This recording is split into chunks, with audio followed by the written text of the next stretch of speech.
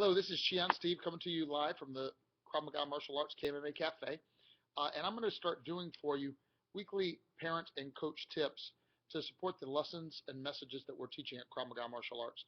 It's come to my realization that we're teaching these fantastic messages and lessons on the mat, and the students are getting them, youth and adult students. But if you're a parent who happens not to be here to hear it, you may or may not be aware of what we are sharing.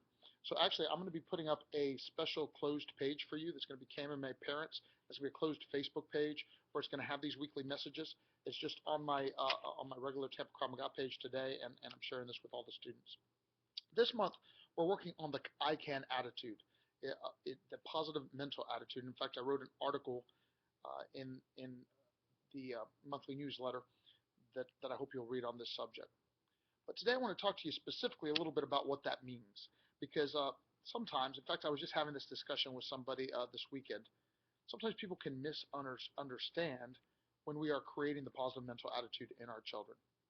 One of the things that we do very much here at Krav Maga Martial Arts is focus on the positive and try to use more positive reinforcement than negative reinforcement. But it has been said, and maybe even sometimes rightfully so, that this can happen in a way that works actually against us on what we're trying to accomplish.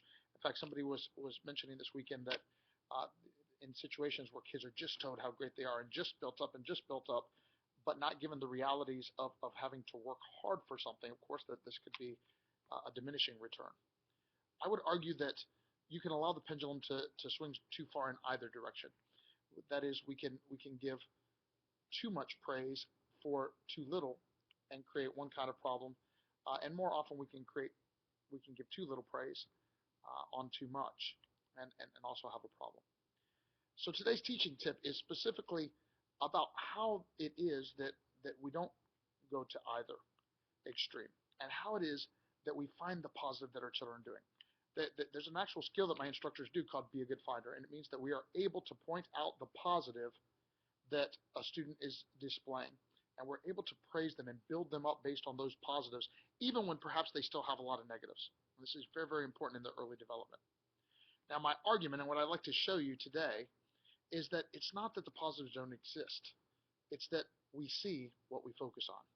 So what I'd like to challenge you to do, if you don't mind, is go ahead and stop this video and go ahead and play the next link, and enjoy and learn, and I'll see you next time.